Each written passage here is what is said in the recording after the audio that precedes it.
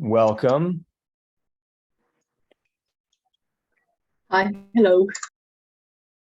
Hello. I just want to make sure we have both. It looks like we have both Anka and Raluca on.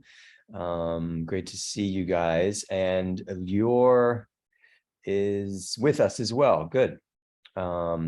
So we have people joining slowly but surely. But in the meantime, if you look at the Zoom chat, I've posted a whole series of things, including the meeting agenda. So you can take a look at that. Keep in mind that we ask everybody to post to the Zoom chat some sort of description of who you are, where you're coming from, and any information you want to share about your own work in citizen diplomacy or your own research, including any links. So please go ahead and do that. I also posted beyond that a description of the Citizen Diplomacy Research Group for those of you who may be new to the group. The Citizen Diplomacy Research Group is essentially a group intended to advance the research and practice of citizen diplomacy across the world. So we are very open and encourage people to spread the word because membership is free.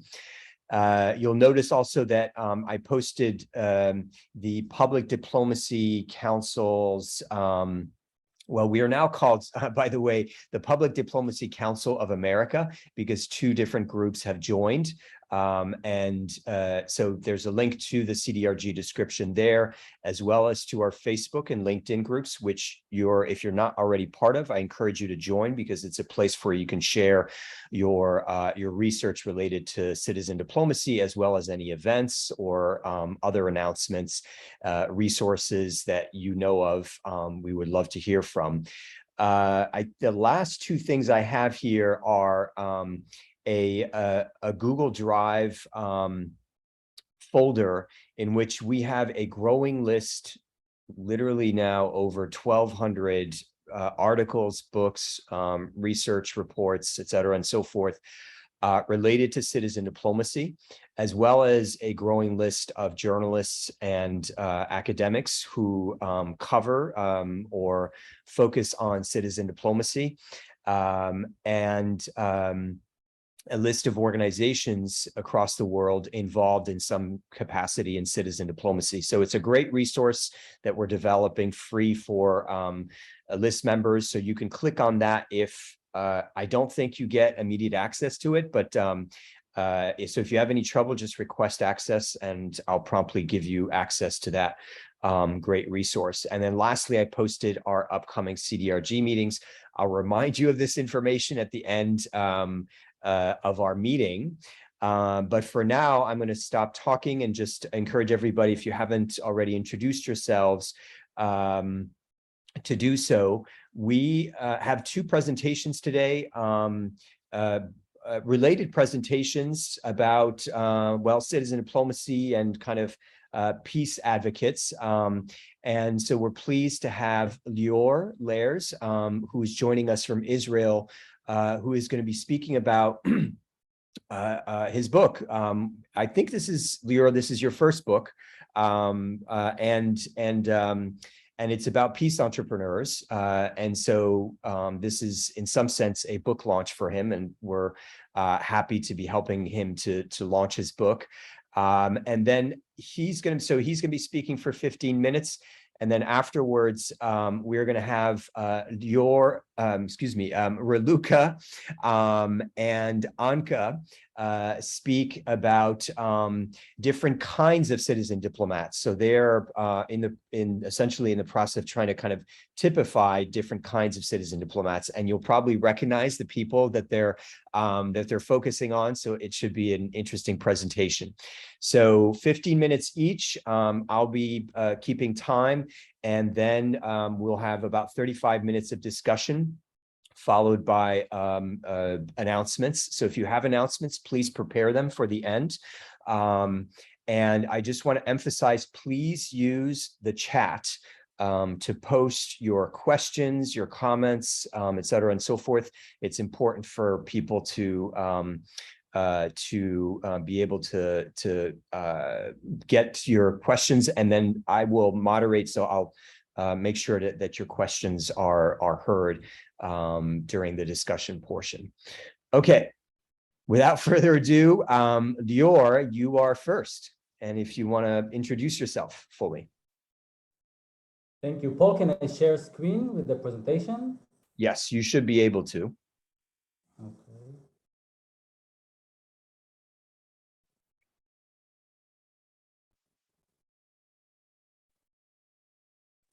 So everybody can see the presentation? Okay, so hello everybody. It's great to be here. Thank you, Debbie, and thank you, Paul, for inviting me to present my research project. So my name is Dior Lers. I'm a research fellow at the Davis Institute for International Relations at the Hebrew University. I'm also directing a program on Israeli-Palestinian peacemaking in the Mitvim Institute. So what I would like to talk with you today, as you can see, it's private peace entrepreneurs in conflict resolution processes. And this is actually the topic of my forthcoming book that is going to be published in this October by Manchester University Press.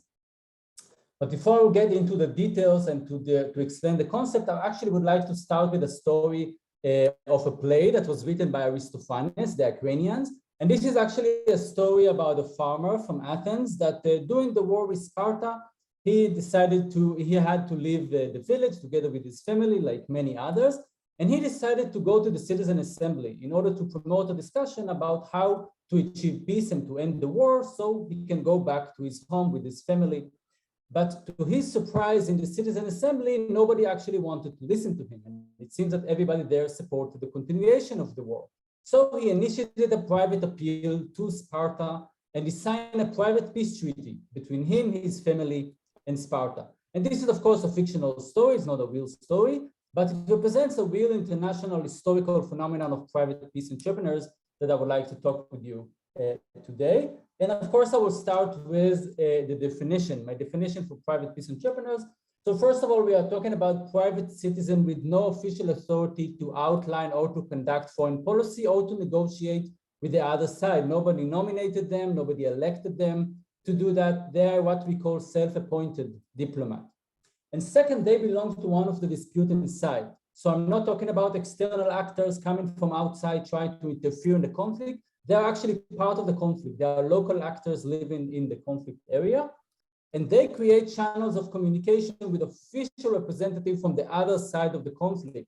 So it's also different from what we call people-to-people diplomacy or track-2 diplomacy. When private citizens meet with private citizens, here I'm talking about individual private citizen approaching or contacting decision makers and officials from the other side of the conflict, when the goal is to promote a process of conflict resolution. And the specific goal in each case can go through a long spectrum, from resolving a specific crisis between the parties in the conflict to drafting a comprehensive peace agreement also in some of the cases.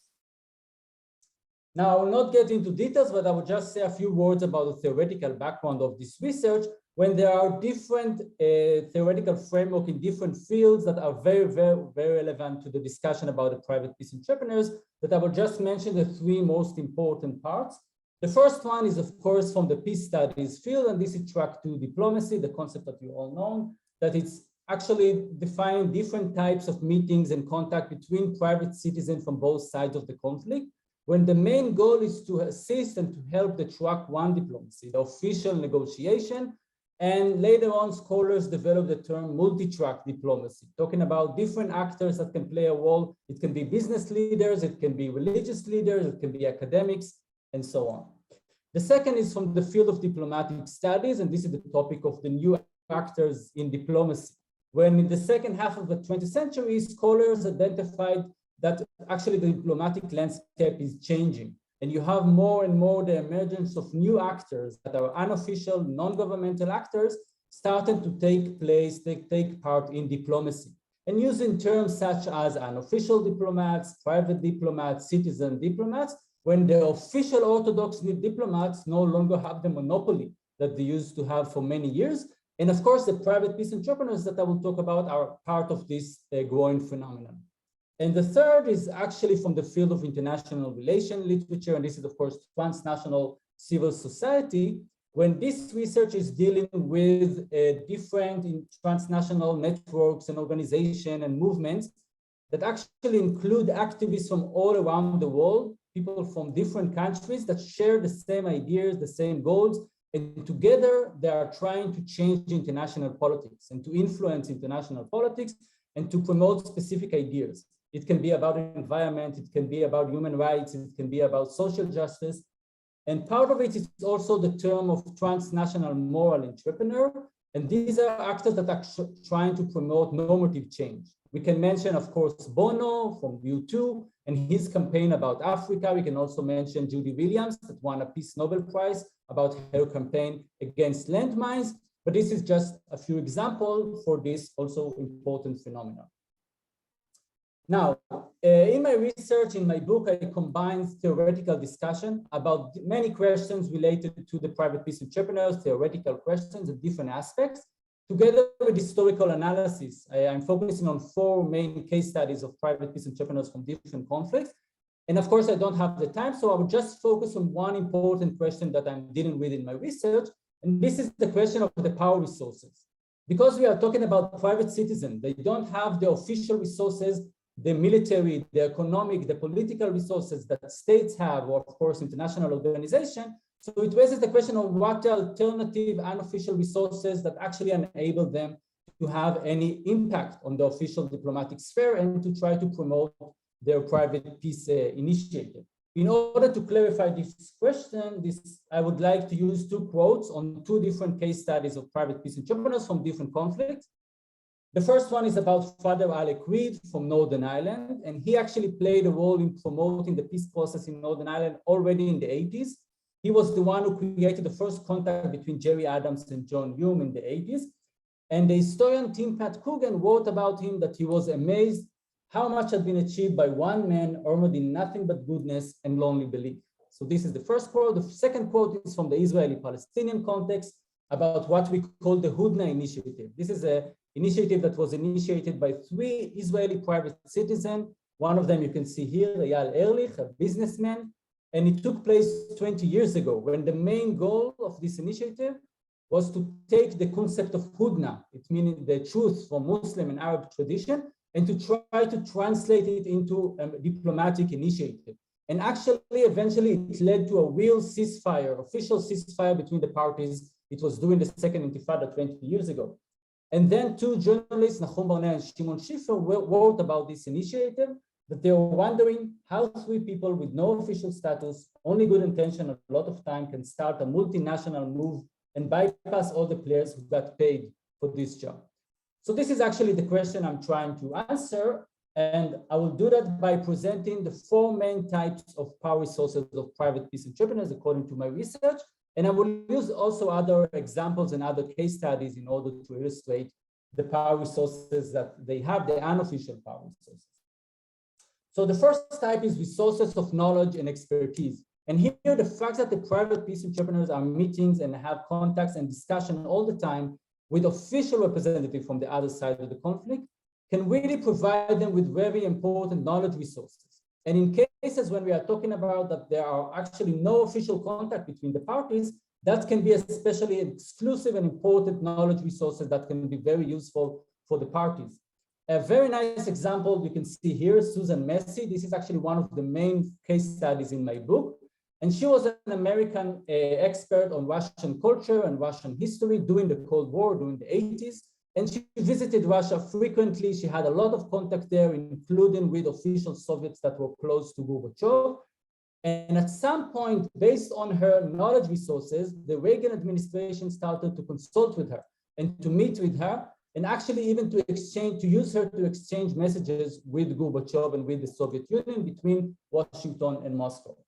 And President Reagan wrote in his memoir that he considers Susan Massey as an authority about the Soviet Union, and also Secretary of State Schultz wrote that he learned from Susan Massey about different angles related to the Soviet Union that he couldn't find in the official intelligence briefing. So this is the first type. The second type is resources of access and contacts to decision makers or to power circles, when it can be on one side of the conflict. And of course, it's much better when you have it on both sides of the conflict. And a very nice example for that, and this is a more historical case of private peace entrepreneur, this is Albert Balin that you can see here, a German businessman from the beginning of the 20th century. And he was actually very close to the German Kaiser. But at the same time, he had very good access also to the British side, to the British decision makers. And during the years before the First World War, he was very concerned about the growing tension between Britain and Germany, and as you know, the naval arms race. And he wanted to use the access resources that he had on both sides, both in Germany and Berlin and also in London, in order to promote official negotiation to end an arms race between the countries. And at some point, he actually succeeded and was able to promote negotiation. But as you know, eventually he couldn't prevent the First World War. And I will add also that another type of access resources is also access to non-state actors, to paramilitary organization, even terrorist organization. And an example for that, you can see this, another example of private peace entrepreneur, Gershon Baskin. And he is an Israeli peace activist for many, many years in Israel. And he actually created an unofficial channel with the Hamas leadership in Gaza, with a specific Hamas leader. And at some point, the Israeli government in 2011 wanted to start unofficial negotiation with Hamas about releasing the Israeli soldier Gilad Shalit that was captured in Gaza back then. So they decided to use this unofficial contact because, of course, there is no official relation between Israel and Hamas. And they used this unofficial channel between Gershon Baskin and Hamas, leading eventually to an agreement between Israel and Hamas and releasing the Israeli soldier Gilad Shalit. Now, the third type is resources of moral and spiritual authority. And here we can talk mainly about two models. The first one is intellectual authority. And an example for that you can see here, Yehuda Leib Magnus, that was the first president of the Hebrew University of Jerusalem, my university. And he was involved in different kind of private peace initiatives during the 30s and the 40s. When there was the British mandate in Israel, Palestine, he met with the different Arabs and Palestinian leaders. And even though he was not part of the official leadership, even more than that, he was very controversial because of his position back then. But still, all the different actors, the British and the American, the Jews and the Palestinians and the Arab, consider him as an important actor in the field, mainly because of his intellectual authority as the first president of the first university in Israel, Palestine. The second type is the religious authority. And I'm using different cases of religious private peace entrepreneurs that actually use different religious resources in order to promote their private peacemaking. One of them you can see here, Archbishop Jaime Gonzalez from Mozambique, that as a religious leader, he was able to gain trust from the different parts in the conflict, the government and the Renamo organization, and to promote negotiation mediation, leading to the peace agreement in '92 in Mozambique. I will just add to that also the instrumental and tactical power resources. And here, for example, there is the power of secrecy. The fact that we are talking about private citizens, that they can move from one side to another and exchange messages without raising suspicion, without raising questions from the media or the public, because they are doing it completely under the radar, that can be a very important tool when there is a need for secret diplomacy between parties in the conflict. So that can be very useful. We can add to that also the power of deniability, that they can say to decision makers, you have nothing to lose. If it will leak to the press or if it will fail, you can always distance yourself. You can say, you can deny any connection. You can say they are private citizens, we have nothing to do with it. But if it will work, you can always use it as an official tool in order to promote conflict resolution. And this is also something that official diplomats, of course, can do. It's only the private peace entrepreneurs. Now, just for conclusion, I will say that analyzing in general the phenomenon of private peace entrepreneurs, and as I said in the book, I address different aspects. You can see a lot of advantages and a lot of resources that these special actors can actually use. I found that in many cases, they can be useful tool in promoting conflict resolution, in starting negotiation, in building trust. I especially found that in different cases, like Israel-Palestine, like South Africa, like Northern Ireland, like the Vietnam War, that they serve as what I call the diplomatic avant-garde. They created the first contact, the first communication with the other side, creating the infrastructure later on moving for official negotiation and official diplomacy. But at the same time, of course, it's important to say that there are also a lot of problems and a lot of challenges with these unique and special actors, and a lot of criticism against them from different parts. And I will just mention some of the main arguments that you can hear, and this is also part of my discussion in my research. The first argument, that it's very clear that they're unprofessional amateurs. They don't have the abilities, they don't have the tools to deal with such a sensitive issue of peace and war. So how can we let them deal with such a sensitive issue? We need to let the professional to do that. This is one argument that you can hear a lot. The second is that they don't have the public legitimacy. They do not represent anyone. Nobody elected them. They don't have any official authority. So that's why we need to let the official elected representative to deal with diplomacy and not with them. And in my research, of course, and we can talk about it more in the Q&A, I asked the different private peace entrepreneurs that I interviewed about the critical argument and their response to this discussion. But this is also an important part of the discussion. And just the last word I would like to mention is that in recent years, we can see in the peace studies in the field about peace building and peacemaking, we can see what we call the local term. And this is a trend that focusing more and more on the local actors in the conflict, where in the past we used to focus more on the international actors, the international community, the external mediators, and there is a growing trend to look more on what local actors can actually achieve. And I must say that I started this research before this recent trend, but this actually goes very well with my research. And I'm dealing with peace processes in different places around the world, and I believe that international actors have a very important role to play. But at the same time, my research, my book is trying to show and to pay attention also to local actors and to local peacemakers and how they can help and what role they can play, because they have a very special and unique resources, because they are local actors that actually can really help promoting peace building and peacemaking. Thank you. Thank you very much. Great, Lior, thank you. We are going to proceed directly to Raluca and Anka, and they likewise have 15 minutes.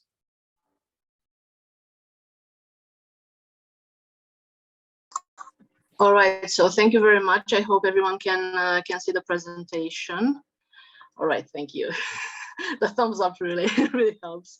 All right, so hello everyone. Great to be here.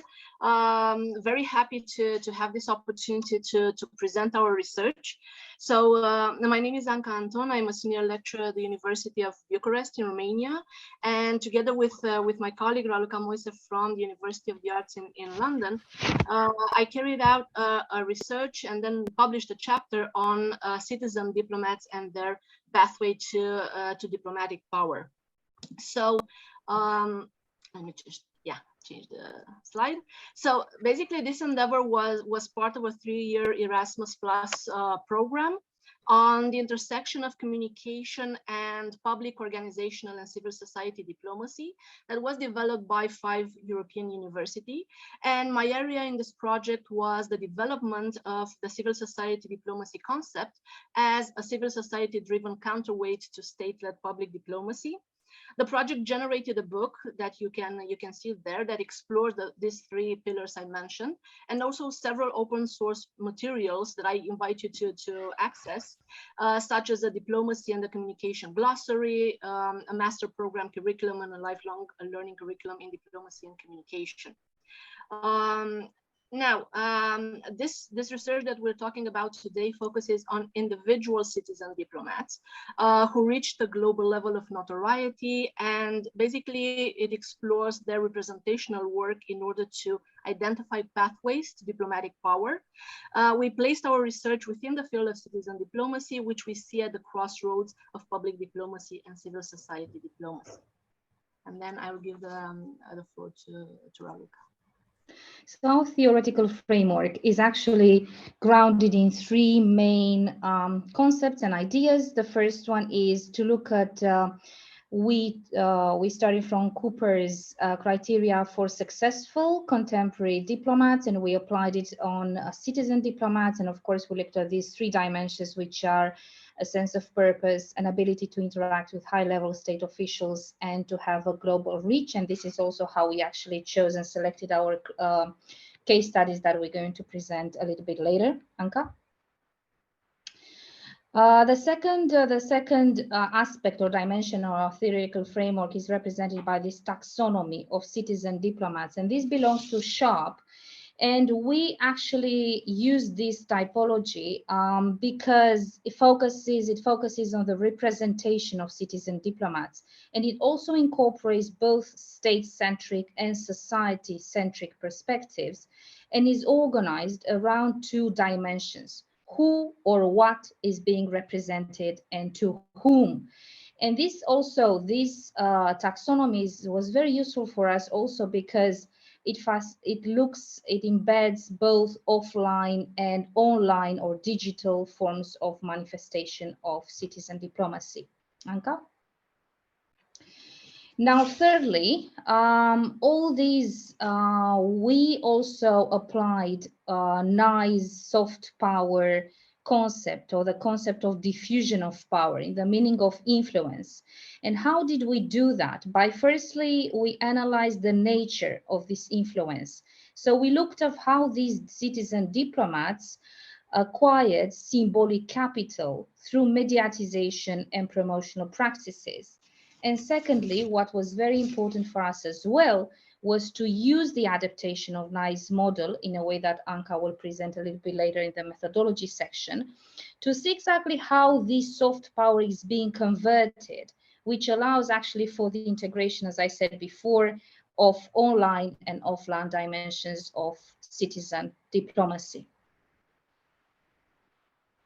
Okay. I was unmuting myself. Okay, so moving on to our methodology and to the case studies we developed, we employed a comparative multi-case study design focusing on descriptive case studies. And we selected global citizen diplomats based on Cooper's criteria and using Sharp taxonomy as basically as a guideline. So we have 5 case studies. We have George Clooney as the go-between diplomat for justice and human rights, Ashton Kutcher as the representative for a sectoral interest, promoting the use and regulation of technology in order to combat child pornography. We have Malala Yousafzai as the lobbyist or advocate for a particular cause, namely girls' education. Greta Thunberg as the subverter or transformer of existing policies or political arrangements in order to advance climate crisis governance, and Bill Gates as the autonomous agent in international relations pushing for various global issues. So, okay. So as Raluca mentioned, we build the case studies by adapting to citizen-led diplomacy, Joseph Nye's soft power conversion model, which is devised for public and state-led diplomacy. So the structure and the content of the case studies reflect this model's components, which you see here, and we adapted them to the realities of citizen diplomacy and citizen diplomats and transformed them into data collection and analysis grid. So we have resources, and when we talk about resources, we looked at positions in global rankings, media appearances, awards, memberships, industry recognitions, partnerships, financial resources. When dealing with tools, we looked at actions, tactics, and strategies employed to reach goals and objectives. For conversion, we adapted a source credibility model. We developed actually a source credibility model which resides on 4 pillars: attractiveness, expertise, trustworthiness, and goodwill, which kind of mirrors the power sources that Libor was mentioning before.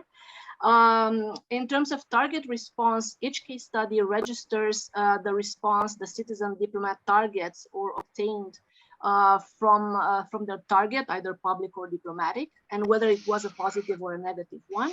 And in terms of outcomes, well, basically this component is discussed in terms of results and impact expected and set by the citizen diplomat themselves. our corpus was very large, so the data that we gathered for the case studies is publicly available. It's media articles, reports, interviews, social media activity of the citizen diplomats themselves, transcripts of their speeches, for example, and lists that were published by various organizations. And basically the data covers the period in which the individual acted as a citizen diplomat, as well as the period that led up to it. So taking into considerations all these aspects, we kind of looked at two dimensions or two levels of research.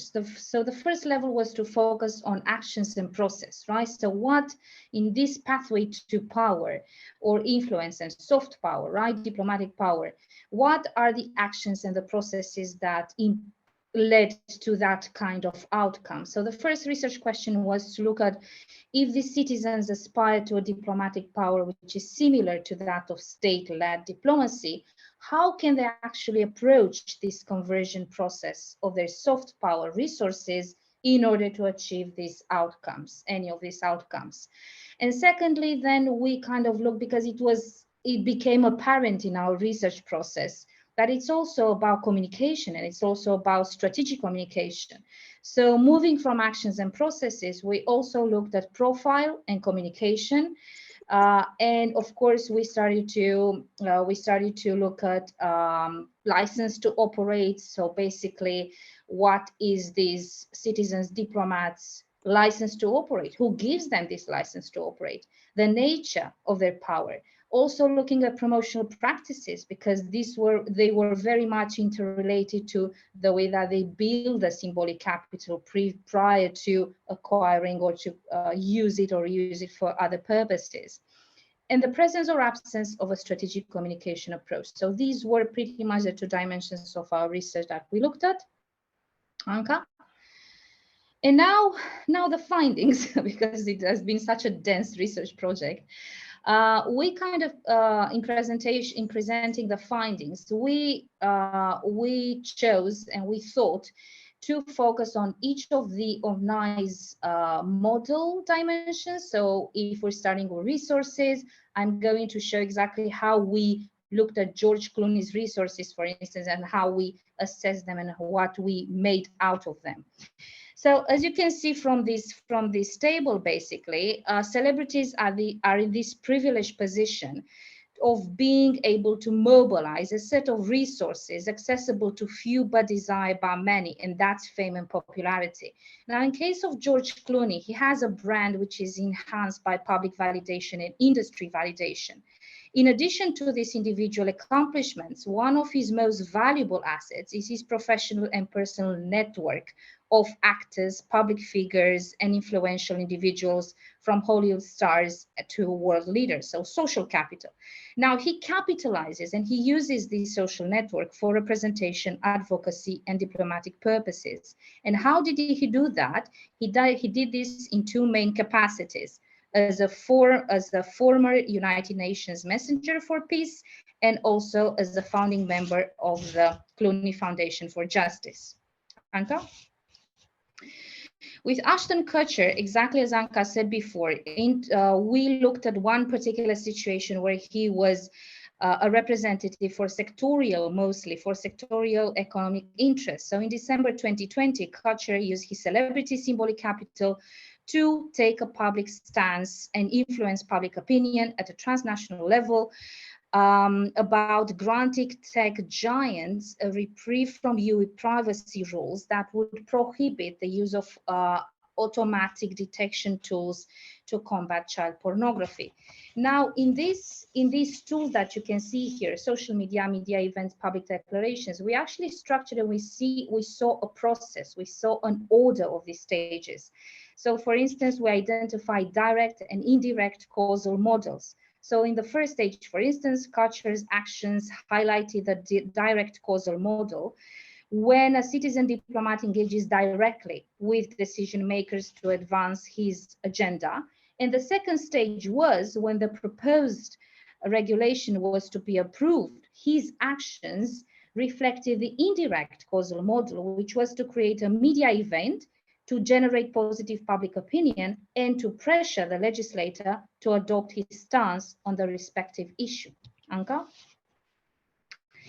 Now with Malala, I think that the most interesting dimension from Nye's model is conversion and and conversion skills in how this soft power and these forms of capital have been converted into something in order to gain and to achieve and to acquire this level of soft power and influence.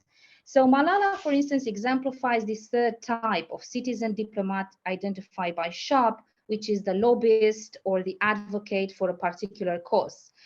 What is very interesting in her case is that her expertise stems from her own personal experience and was built progressively through her advocacy work, but also through the university studies that she pursued at the University of Oxford. Also, the numerous awards, of course, that she received represented a form of validation of her expertise in the cause she has been always advocating for.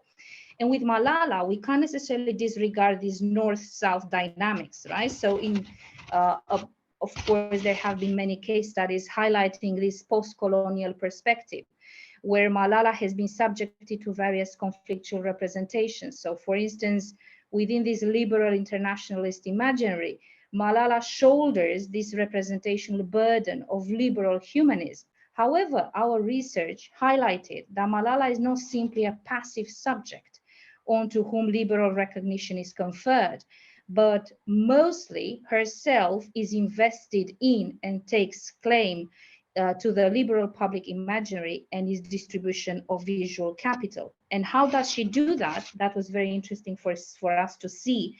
If you look at these conversion skills by storytelling, the ability to translate her experience into expertise, consistency of messaging, and trustworthiness and goodwill, these are conversion dimensions of different types of capital in different stages. Anka?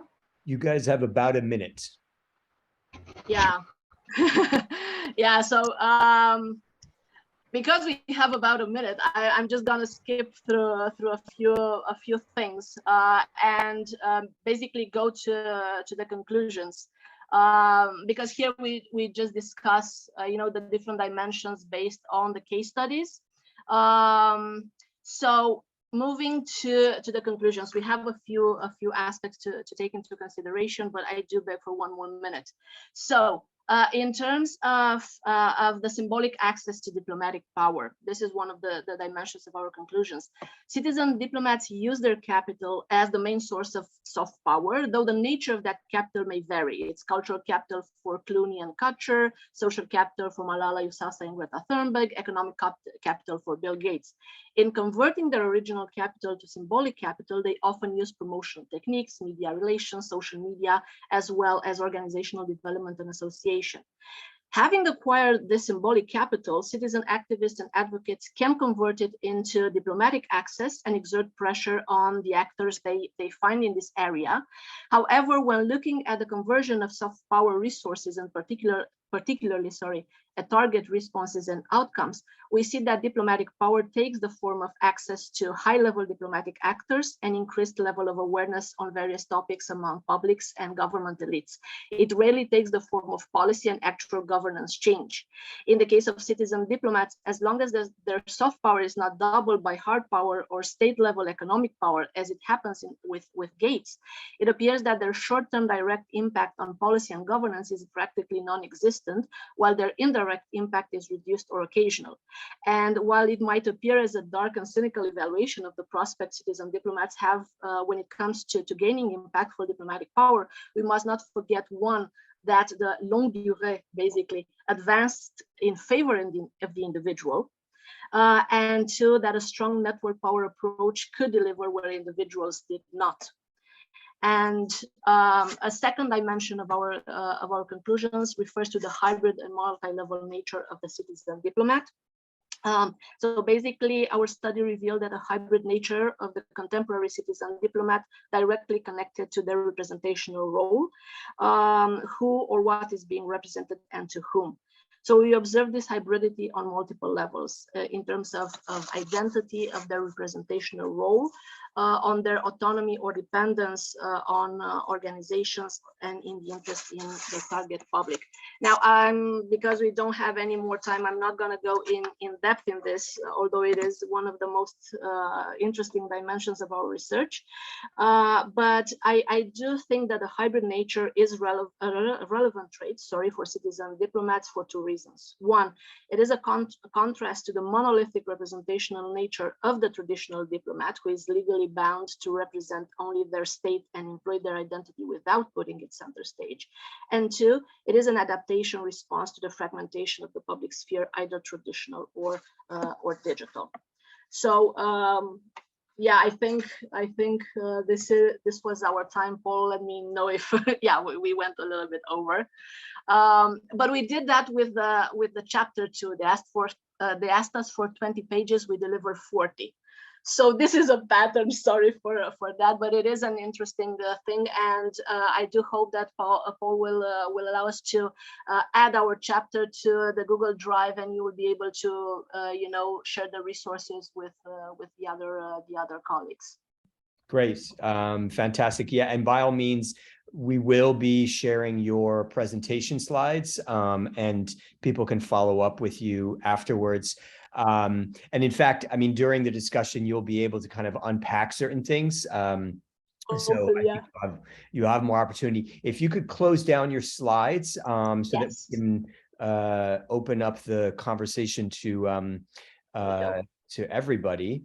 So a few of you, and Paul, yes. if I could just, I just wanted to send out a big thank you to our speakers, particularly in what is typically a month of vacation and break and much needed rest.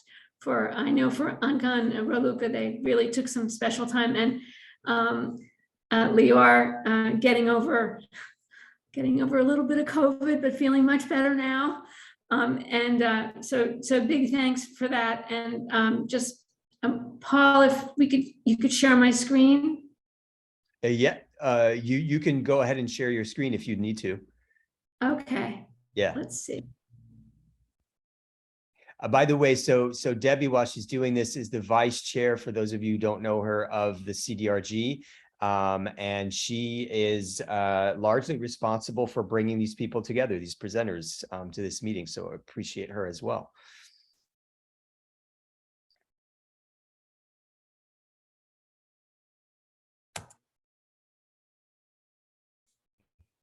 Thank you all. Thank you, Lior. Thank you, Anka and Raluca. So I think that was, I don't know, did you create that, Debbie? Yes.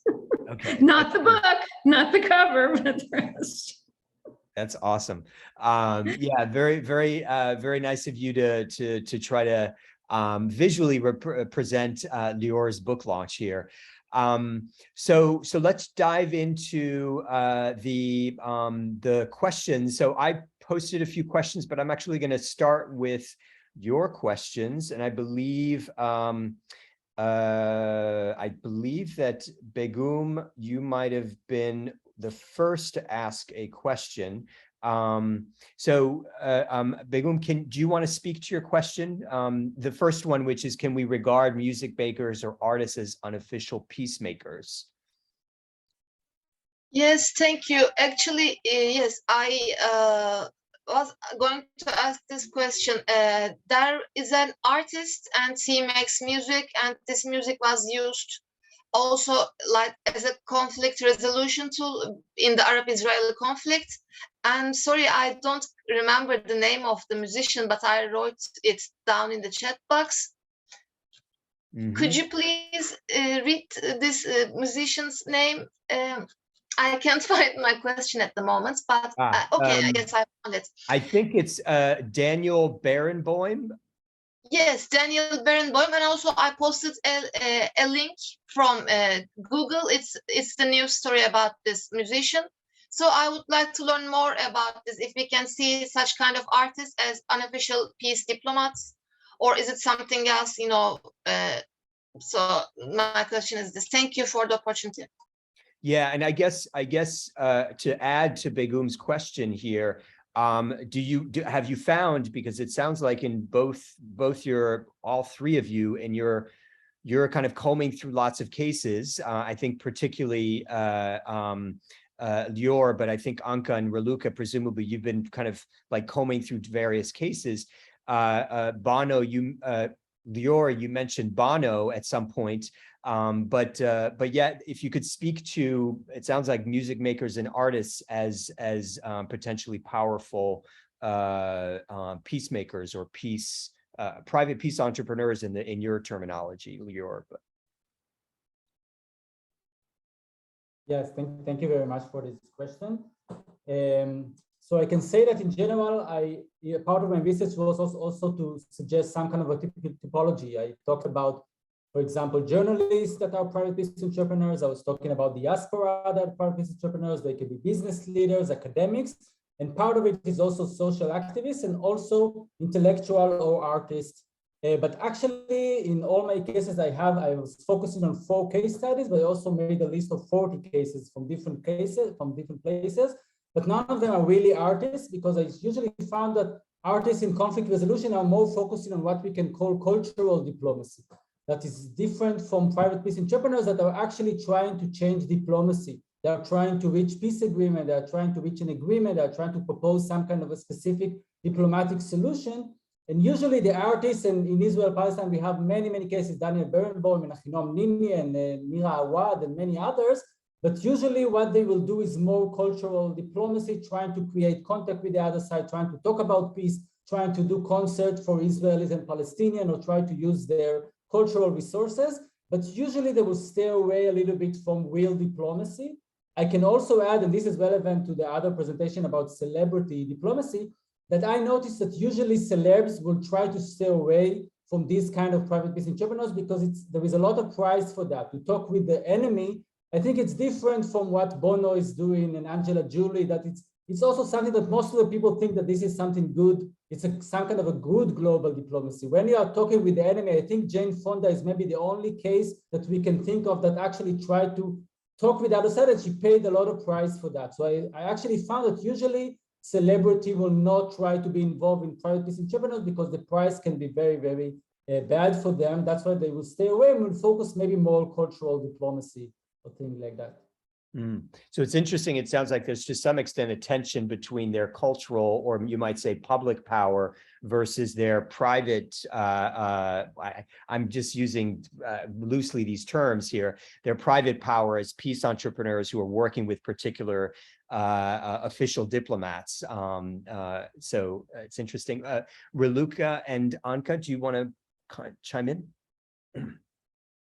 Sure. I just wanted to reinforce everything that you just said, and thank you so much, Lior. Definitely, I think I mean, our research definitely had intersections, interactions with celebrity diplomacy, right? So what we definitely saw in the case of George Clooney, Bill Gates, and Ashton Kutcher, we saw this kind of, as you said, cultural and soft, very soft type of diplomacy, where, as you mentioned very well, Paul, the risk of reputation management, of image, let's say image crisis, did not necessarily lead them to, their actions were softer. I wouldn't say necessarily performative, because they brought a lot of awareness around a lot of issues at transnational level. They mobilized audiences and publics at transnational level as well. But at the same time, I don't think, as Lior said, there haven't been necessarily meetings, or as Anka said in our research, as we found out, there haven't been necessarily impact or changes in a policy level or legislation level. There was a more soft kind of impact and influence of their actions. Anka, if you'd like to add something, please do. Yeah, it's actually also connected to something that Paul asked in the chat about this conceptual differentiation between what he called elite and grassroots citizens. I think this is something to really take into consideration and to look at different levels of visibility, impact, action. Because, for example, Lior was talking about local diplomats, while we looked really at top level, very visible ones, and there is a huge, gap that is not empty. That there's a lot of people acting there, and it would be interesting to look at a classification based on that. What we did is basically try to identify a way of looking at different dimensions of how citizen diplomats interacted. And the reason why we put this at the intersection of public diplomacy and civil society diplomacy is because of this dual nature of citizen diplomats. Sometimes they act on a state agenda, sometimes they act on their own agenda. It really does depend on their life story and on their objectives, what they want to do. And there is something very interesting that came out of our research. This high-level citizen diplomats used organizations in order, let's say, to amplify their voice. At some point in their actions, they developed or they initiated organizations, but they never acted as spokesperson for their organization. They continue to be their own spokesperson, and they only use their organization for legal mobility, financial mobility. Whereas I think lower level citizen diplomats, like local ones, could actually be more organizational diplomats and act on behalf of the organization. So there is a lot of nuance here that needs to be explored. And I think that we covered some of it, both Lior and ourselves in that, but I think there is a huge, there's a vast area that needs investigating here in the nuances. The word anchoring or anchored comes to mind as a way to kind of describe, perhaps, and I'm just theorizing here about the difference between what might be called citizen versus, elite versus citizen diplomats. That I'm not sure if this is true, but I just wonder to what extent local or grassroots, and grassroots, by the way, is not necessarily local. It can be, transnational, international, global, but the extent to which those people are more anchored in particular organizations, particular communities, particular problems, and the ways in which elite citizen diplomats are unanchored and deliberately so to some extent to maintain their influence. So it just seems interesting to kind of. Yeah, well, related to that, I just finished submitting an article on unattached diplomats. Basically, starting from the idea of the diplomatic attaché. Basically, these are citizen diplomats coming from civil society, acting based on their own agenda, but they don't have a particular anchor, like an organization or for example the state, or they are their own anchor based on their capital, based on let's say the networks that they created on their even symbolic capital. So that notion of anchoring is actually one that is very, very interesting in identifying the relationship between different types of diplomatic actors. Yeah. Mm-hmm. So we're going to turn to Anna Popkova, who is joining us from Michigan in the United States. And do you want to speak to your question? You had a question about, in particular, to Lior. Sure. Thanks, Paul. I think actually Lior mostly answered or at least addressed my question in responding to the previous question. But also, and I asked it before the second presentation, but I think it can be applied to all of the presenters today, this idea of, and this comes up, at least for me, all the time, this, how do you make the argument and respond to related criticism that what, for example, private peace entrepreneurs are doing is actually diplomacy, as opposed to some sort of, cross-cultural peace communication. So I know I confronted all the time with some of the members of, scholarly public diplomacy community, because sometimes people tend to be territorial in the scholarly community, and you always have to like defend that, well, this is why this is diplomacy and not communication. So I'm curious, how do you go about this argument? I think I'm guessing part Lura's smile might be the fact that his peace entrepreneurs by definition are not people who are just engaging in cultural diplomacy, right? They by definition are involved in the peace process, but I may be jumping the gun here. Yeah, no, it's a great question. And this is actually part of my motivation to start this research, is to focus on these citizen diplomacy that actually try to change the diplomacy to get into the diplomatic world, not just to create contact with the other side, not just to create a better atmosphere or to see the other side. Their main goal is to promote peacemaking. They want to meet with the other side, the official from the other side, not people to people, not track to diplomacy. And as you said, I think usually we have a big gap in international relations and peace studies between the serious diplomacy, the serious peacemaking, Camp David or things like that, and the not serious people that are just meeting and it's very nice, but there is no impact. And part of my motivation, I actually studied the Middle East and international relations, and I studied all the history of all the official diplomacy, all the official mediators, and many of them failed. But over time, that's why I started my PhD on this topic. I found so many unofficial and private diplomacy initiatives that actually made more than the official diplomats did. So that's why eventually many of them failed. Of course, not all of them, most of them usually failed. But I found that in many cases, they actually have a critical role and they have a real influence. Oslo Agreement started from unofficial diplomacy. I mentioned the negotiation with Hamas started as an unofficial initiative, the Hudna initiative that I mentioned, and we can see that in many other cases.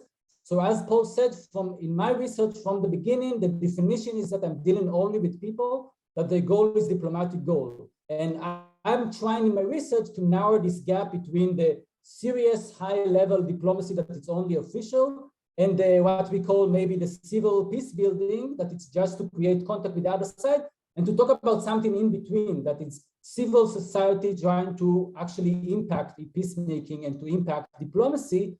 Sometimes they fail, sometimes they succeed, but to talk about this area, I see that as completely as diplomacy.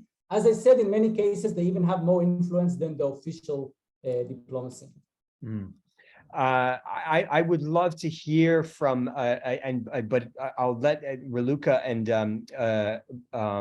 yeah, it looks like you want to share some of your findings by all means. I just before you speak, just want to encourage others of you who have not spoken yet to chime in, to ask questions, but also feel free to share. I noticed that we have Betsy Bell, who's joining us from Seattle and Washington in the United States. She's actually written a book about her peace entrepreneurship. And so would love to hear from her at some point, because I imagine she has a long history of doing this, a peace entrepreneurship. So I think this is right up her alley, but would love to hear from others of you. You do not have to have a lot of experience. A number of people here are interns of Learning Life. You do not have to have a lot of experience to ask questions or to make points connected to what you've been learning. So Raluca and Anka, go ahead. Yeah, sure. So I just wanted to show the outcomes dimension of our research, because basically diplomatic action has diplomatic outcomes. And that's a way to define it. Our project was at the intersection of communication and diplomacy. And here you have, even if it's not very, very impactful, you do have some diplomatic outcomes coming out of citizen diplomats, after the actions of citizen diplomats. I think Raluca wanted to mention something regarding this. Yes, I think that we also, through this chapter, we kind of advocated also for a rethink or a reconceptualization of what you said before, Paul, which is this anchoring. Before, when we talked about state or public diplomats, we were talking about anchor and license to operate given by state, given by governments, given by organizations. With citizen diplomats, we're talking about license to operate given by their publics and by their actually the people that they represent in those actions. So it's a kind of different focus, and this is why our outcomes also show this kind of results of those actions. So we're kind of thinking of a different kind, and we go a little bit further with the conceptualization of what it means to be actually citizen diplomat and diplomatic actions and diplomatic mechanisms. Basically, I think this is what we're looking at. So the starting point will be the license to operate, which is very different in the case of citizen diplomats, and with these elite citizen diplomats, and the outcomes also kind of reflect this different starting point. So by all means, do as Betsy Bell is doing, which is raise your electronic hand if you'd like to ask a question or if you have a comment, please do, or you can do so in the chat. I'll be checking those messages. Actually, before we have Betsy Bell speak, if I could take a photo before I forget of everybody in on this call, if you could turn on your cameras. For those of you who are able to turn on your cameras, I would appreciate it. And I'm going to, in just a moment, count to 3 and ask you to smile. So Amal, I don't know if you're in on this, and if you can turn on your camera, it would be great to have you in on the. Okay, so I'm gonna on 3, 1, 2, 3, smile. Fantastic. Awesome. Thank you so much, guys. Betsy Bell. Hello, everybody. From Seattle. I'm fascinated by the notion of anchoring and how that gives authority to the citizen diplomat. And I wonder if any of you 3 authors or researchers are aware of the long-term, now next year, 50 years of diplomatic citizen entrepreneurship between Seattle and the Soviet Union, and still now in Russia, primarily through Tashkent, which was the sister city of Seattle since 1973. And there has been a fishing enterprise between Seattle fishermen and the Russian fishermen that has gone on for a very, very long time, regardless of what tensions occurred. The book I wrote is about the specific 3-year period of 82 to 84, 81 to 84, that when we had Target Seattle. But the ongoing work of our community, it's still very lively.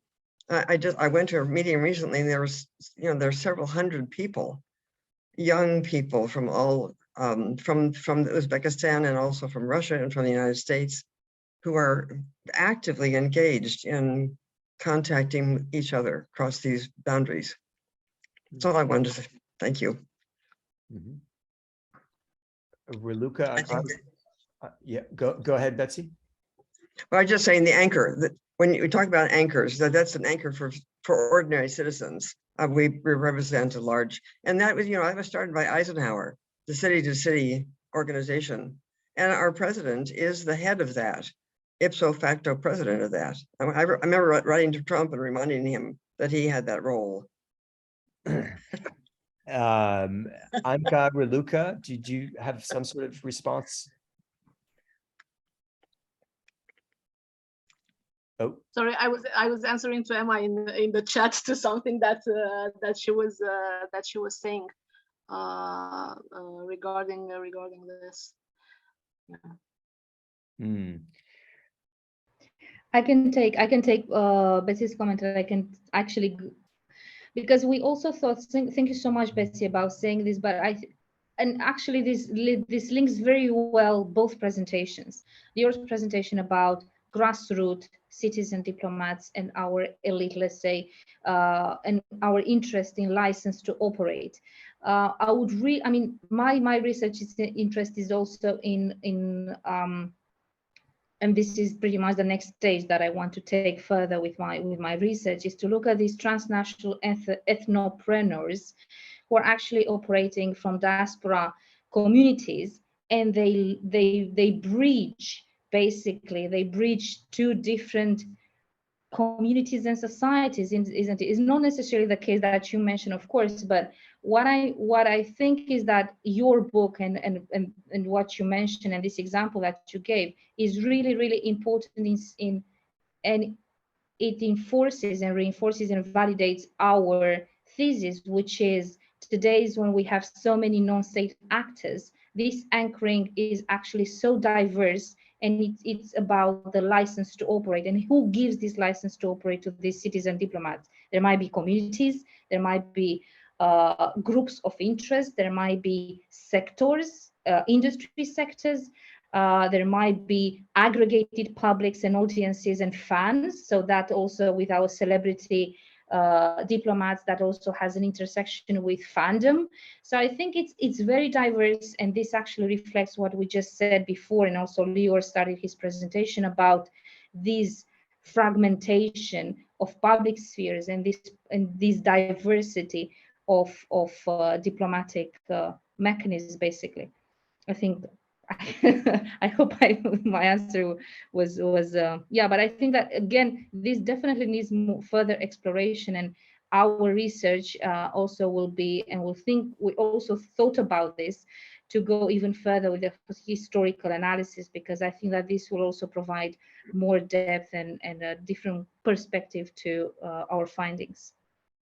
You know, I think what's interesting in part about your presentations is it speaks to the need, going back to Anna Popkova's question about having to justify, to some extent, the use of the term citizen diplomacy, is a lack, I think, of historical knowledge that I think most of us, including myself, have. You know, all of the figures that Lior mentioned, I may have known all of the figures that Raluca and Anka mentioned, but I didn't know any of the figures that Lior mentioned, and they were really consequential.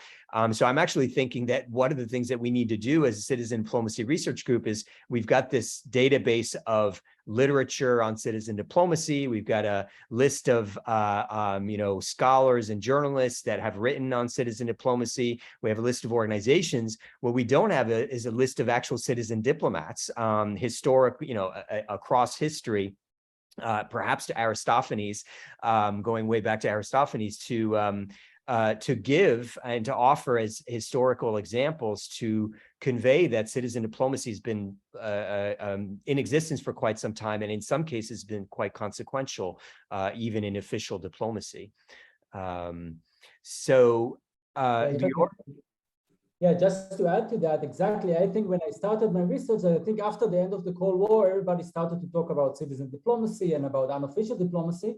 Part of my research was to go back before the end of the Cold War and during the Cold War and even the First World War, and to see that we have the historical roots of citizen diplomacy much before that. And I can say that some of the cases that I'm dealing with in my research, I found actually in footnotes. You will have a book about the First World War, and then you have a footnote. There was Albert Barling that tried to do something and he failed. It's not important. And I was trying to try to put these people that are actually only in the footnote and to focus on them, to talk a little bit more, and to show also that they had an important role, even though usually they will not talk about it. And maybe I can also add about the point of Betsy. In addition to my research about citizen diplomacy, I'm dealing a lot with divided cities. I lived most of my life in Jerusalem, and I'm dealing with divided cities like Nicosia and Belfast. And we found in many cases that sometimes actually the urban diplomacy and the urban space can actually create a better condition for a daily life that are actually better between Israelis and Palestinians in Northern Ireland. Even in Nicosia, they cooperate on issues like sewage and things like that much before they started even to negotiate peace. So we call it the intimate enemies, because we live in the same city. And even though we have the problem, we have the ongoing intractable conflicts, sometimes this urban space can have a potential to start what we can call an everyday life peace or everyday life diplomacy, because we are living in the same space and we are meeting every day, we have the everyday contact. So that's why I think it's also fascinating to look on the urban space in diplomacy and to look on city diplomacy. You know, this gets to a question about concepts and theory again, because in both your cases, I think you're drawing on theory, obviously. And it just occurred to me, Lior, what you just said made me think about Gordon Allport's contact theory, and I wonder to what extent you guys are familiar with it, because it does. You know, the example you gave of people living in the same city having to, among other things, deal with a common problem of how to manage sewage, and that being a basis for some sort of a shared project across their lines of ideological or religious difference, seems to resonate, I think, with the now rich literature that has emerged in response to his original theory about contact between people who are different from each other. But the other, I guess, so contact theory, I wonder if you've, if any of you have engaged with it, but also going back to this other concept of social capital, what struck me is that none of you, so you used, Anka and Raluca, you used the term symbolic capital, but as I'm sure you're well aware, you know, there are these different and somewhat analytically distinct concepts of, you know, social capital versus cultural capital.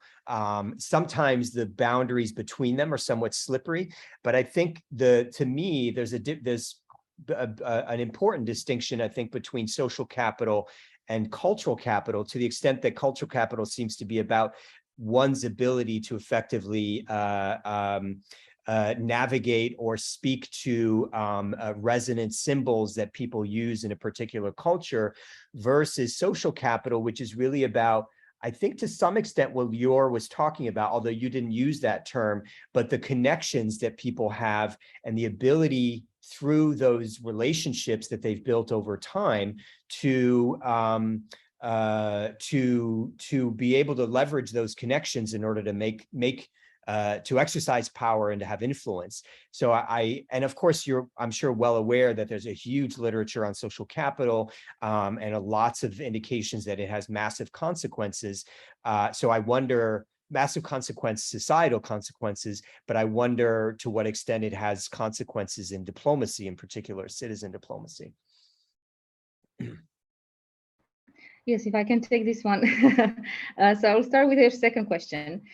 We definitely used social capital as very as a central when we, so every case study in our chapter in this research output, let's say, every case study has the same structure. We follow those dimensions, and social capital or conversion between different types of and forms of capital is one of the sub-dimensions of analysis, let's say. Now, social capital, of course, we analyzed it in function of what does it mean. As you saw with my focus, let's say, and starting with George Clooney and other elite and celebrity diplomats, social capital was one of the key resources that they capitalized and they used in order to transgress and to flow from and to use the celebrity already acquired capital to actually gain validity and legitimacy and visibility in other fields, right? So as it is the case with Ashton Kutcher, he went from celebrity status and his this celebrity capital and also his network of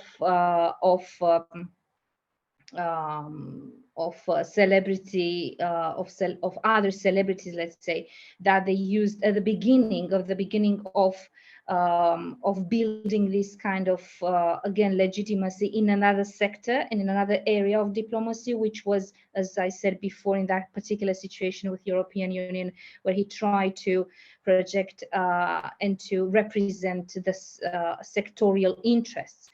With the case of Malala and Greta, for instance, we see a different kind of dynamics.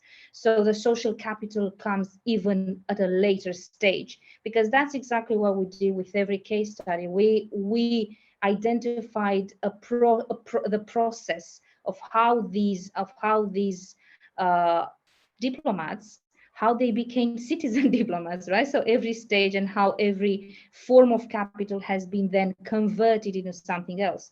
So with Greta and Malala is very different because they started with a personal brand. They started with a kind of storytelling technique. Greta was very much emphasizing or very much focused on public speech, public appearances, protests, capitalizing on a large and transnational and international audience, a young audience, and vilifying those international organizations who are doing nothing, of course, about climate change.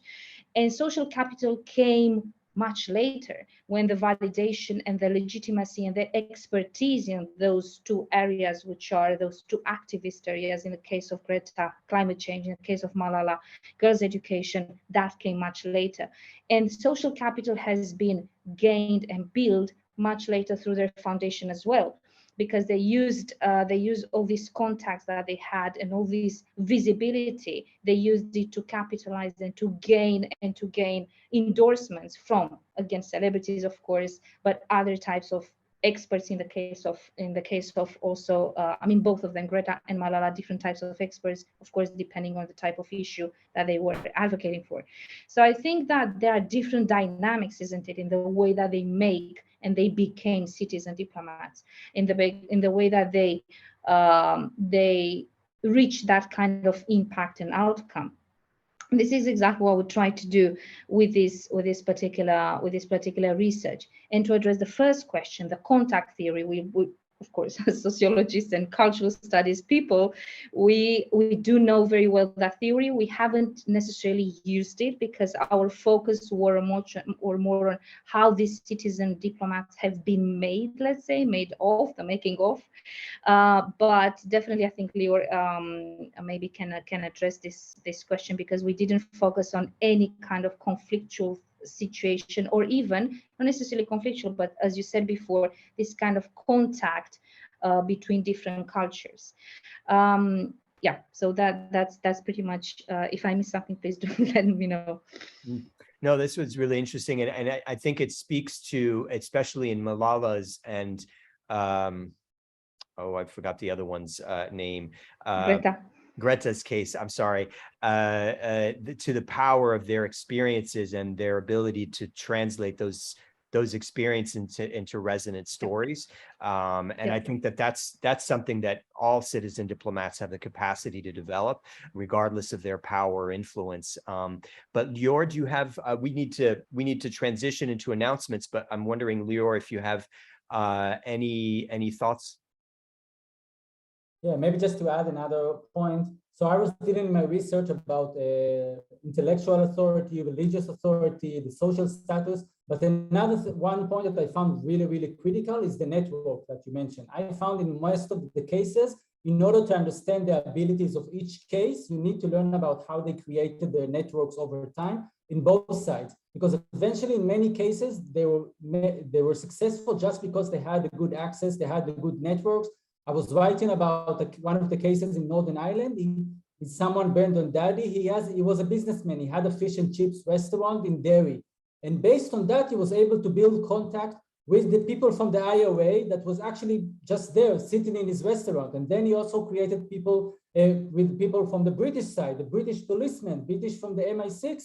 And then he was just in the right time, in the right place, even though he just had a restaurant. And the only thing he had was his networks. And over time, for 20 years, he served as a secret back channel, and nobody knew about it, but mainly was his contact and his ability to create networks. Over time, I found in the network theory, there is the term of brokers. And these are actually people that can create two different separate network clusters. And they are the only one that have the brokering status. They are the only one that connect between the two separate networks. And this is exactly the case in Northern Ireland. You have the IRA, you have the British, and that was maybe one of the only person that can actually meet between the two networks.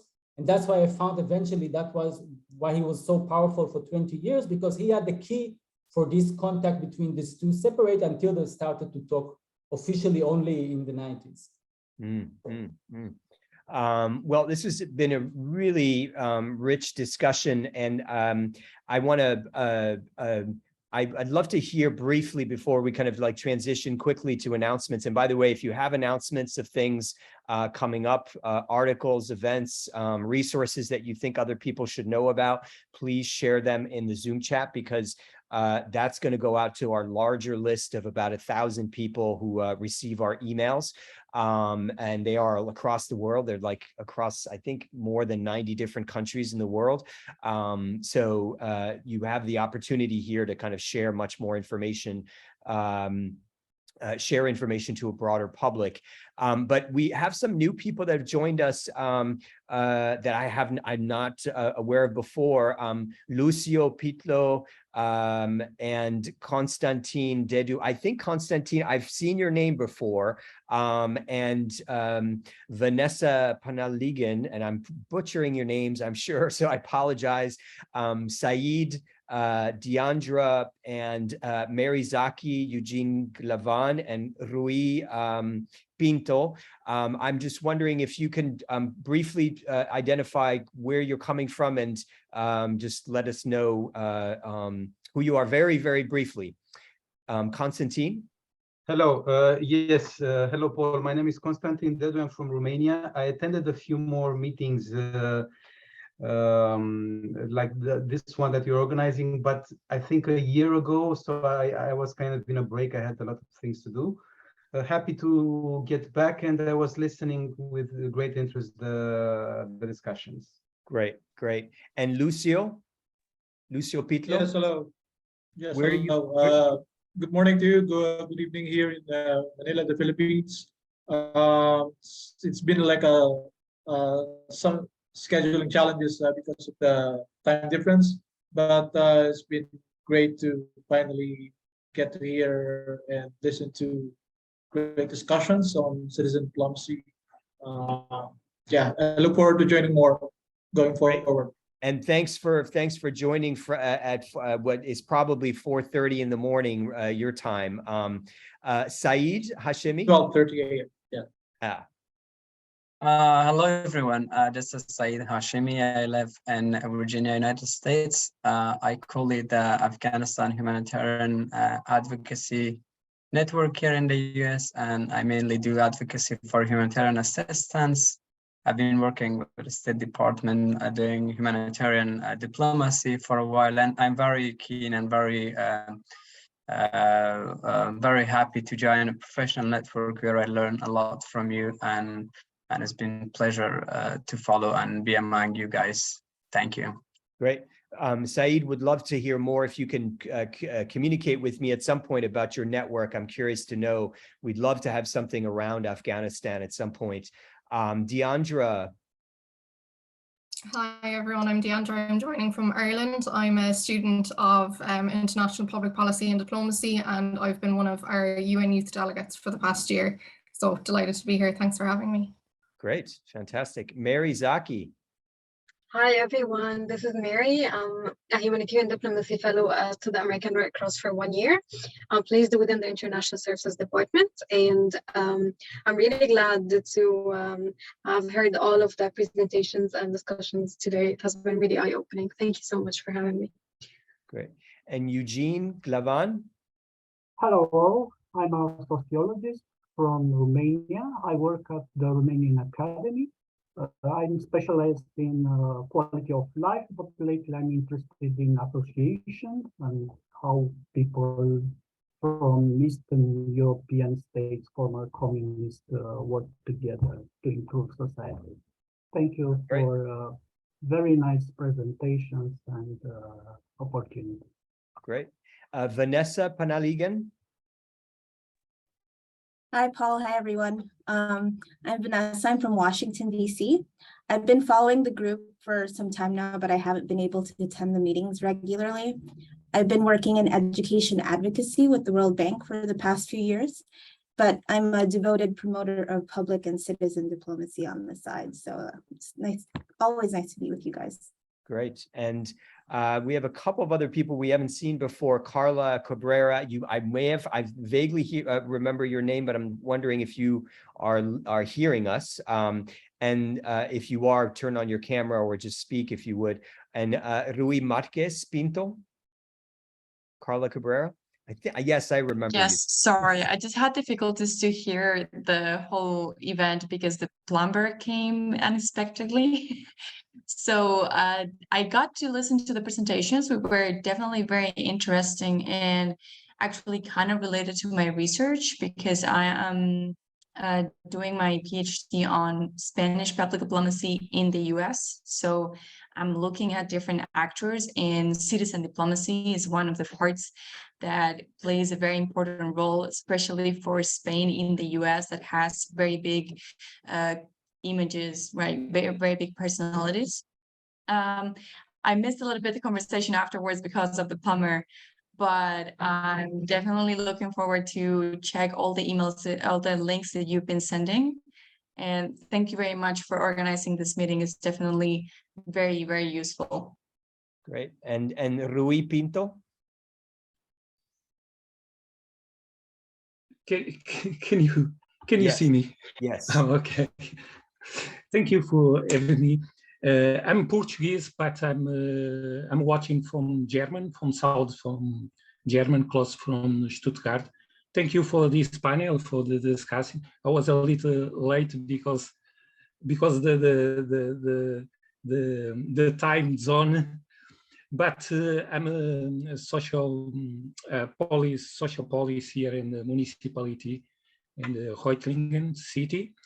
And now I'm a project manager with a project financed from the German government that is still with the diplomacy, social cohesion here in the municipality also. But thank you, Paul, for having me for all the discussing. Great. Thanks, Rui. Yeah.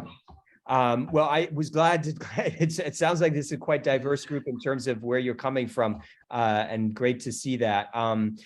So I just want to finish off. If you do have announcements, anybody have any announcements? We just want to tell you about the CD bulletin. Amal is joining us, actually, Lior. Amal is joining us from Jerusalem, and she's very interested in your work. She's been working with us to develop the CD bulletin over this year. And so she's going to be presenting briefly, I think, if her internet is working on the CD bulletin, which we produce every 2 months. But anybody else before we get to that have any announcements?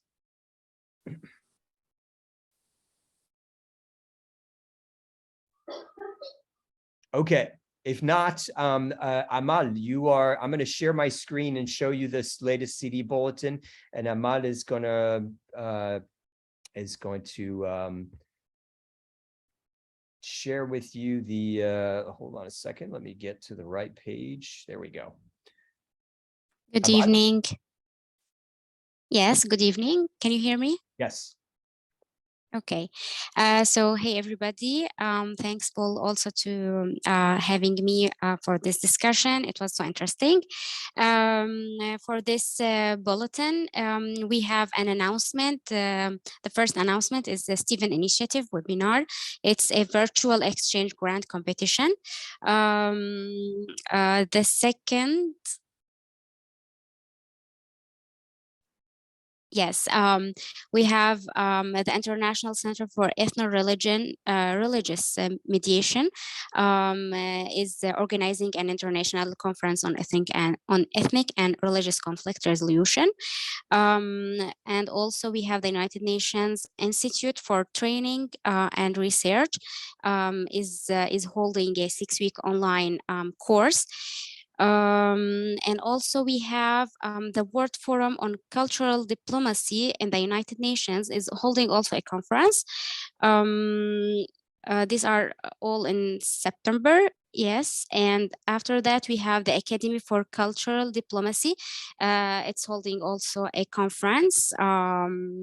It will be held on November, and after that, we would like to announce the articles and the recent articles and books that published about the different subject of public diplomacy. So you can access them all via these links. We will share them on our social media accounts, Facebook, LinkedIn. So all of these books and articles have been published like since it's recently since 2021. Thank you so much. Great. Thanks, Amal. We have updated our helpful resources. So there are some new things here, including some journals.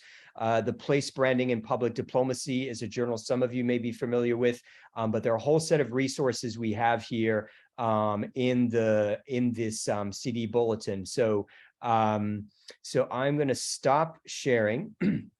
And thank you for your time. I will be following up within a week with photos, video recording of this meeting, Lior, Raluca, and Anka's presentations, and the Zoom chat, et cetera, and so forth. So thank you all for your participation.